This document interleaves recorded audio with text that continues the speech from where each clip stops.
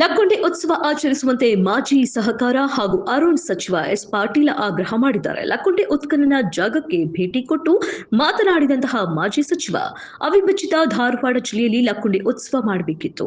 ಆದ್ರೆ ಆಗ ಧಾರವಾಡ ಉತ್ಸವ ಮಾಡಬೇಕಾಯಿತು. ಉತ್ಸವ ಮಾಡದಿರುವುದಕ್ಕೆ ಸ್ಥಳೀಯರ ವಿರೋಧ ಕೂಡ ವ್ಯಕ್ತವಾಗಿತ್ತು. ನಂತರದಲ್ಲಿ ಲಕ್ಕುಂಡಿಯಲ್ಲಿ ಉತ್ಸವ ಮಾಡಲಾಯಿತು. ರೈತರ ಸಮಸ್ಯೆ ಬಗೆಹರಿಸಲು ಸರ್ಕಾರ ಚಿಂತನೆ ಮಾಡ್ತಿಲ್ಲ. ರೈತರ ಬೆಳೆದ ಮಾಲನ್ನ ಖರೀದಿ ಮಾಡಬೇಕು. 3 ತಿಂಗಳ ನಂತರ ಖರೀದಿಸಿದ ಹಣ ಪಾವತಿಸಿದ್ದಾರೆ. ಸರ್ಕಾರ ಇರುವವರೆಗೂ ರೈತರ ಹಣ ಕೊಡುವುದಿಲ್ಲ. ಮೊರಾರ್ಜಿ ಸರ್ಕಾರ ಇದ್ದಾಗ ಬೇರೆ ದೇಶದಿಂದ ಹಣ ತಂದು ಸರ್ಕಾರ ನಡೆಸ್ತಾ ಇದ್ರು. 250 ಕೋಟಿ ಬ್ಯಾಂಕ್ನಲ್ಲಿ ಸಾಲ ಮಾಡಿ ನೌಕರರಿಗೆ ಸಾಲ ವೇತನ ನೀಡಲಾಯಿತು. ದೇವೇಗೌಡರು ಸಿಎಂ ಇದ್ರು. ಸಿದ್ದಲಿಂಗಯ್ಯ ಆರ್ಥಿಕ ಮಂತ್ರಿಗಳಾಗಿದ್ರು. ಕಷ್ಟದ ಸಮಯದಲ್ಲಿ ಸರ್ಕಾರ ನಡೆಸಿದ್ದೇವೆ. ಮೋದಿ ಆಗ್ಲಿ ಯಾರೇ ಆಗ್ಲಿ ಯಾರಿಗೂ ಗ್ಯಾರಂಟಿ ಇಷ್ಟ ಇಲ್ಲ. ಆದ್ರೀಗ ಗ್ಯಾರಂಟಿ ದಂಧೆ ನಡೆದಿದೆ. ಮೊದಲು ಬ್ಯುಸಿಯಾಗಿದೆ, ಈಗ ಸಡಿಲ ಆಗಿದ್ದೇನೆ ಅಂತ ಸಿಎಂ ಅಧಿಕಾರಿಗಳ ಸಭೆಯಲ್ಲಿ ಹೇಳಿದ್ದಾರೆ. ಸಡಿಲ ಆಗ್ಬೇಡ ಬಿಗಿ ಅಂತ ಈಗ ಹೇಳಿದ್ದೇನೆ. ಓಟಿಗಾಗಿ ಏನು ಬೇಕಾದ್ರೂ ಮಾಡೋದಕ್ಕೆ ರೆಡಿ ಇದ್ದೇವೆ.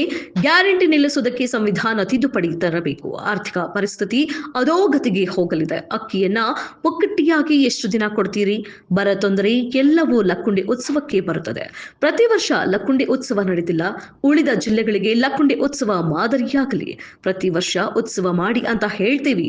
ಉತ್ಸವ ಮಾಡೋದ್ರಿಂದ ಲಾಭ ಇದೆ. ಕೇಂದ್ರ ಸಾರಿಗೆ ಮಂತ್ರಿಯಾಗಿದ್ದ KH ಮುನಿಯಪ್ಪ ಅವರನ್ನ ಒಮ್ಮೆ ಲಕ್ಕುಂಡಿ ಉತ್ಸವಕ್ಕೆ ಕರೆತಂದಿದ್ದೆ. ಲಕ್ಕುಂಡಿಯಲ್ಲಿನ ರಸ್ತೆ ಸುಧಾರಣೆಗಾಗಿ ಮುನಿಯಪ್ಪ ಅವರಿಗೆ ಮನವಿ ಸಲ್ಲಿಸಿದ್ದೇನೆ ಎಂದು ಹೇಳಿದರು.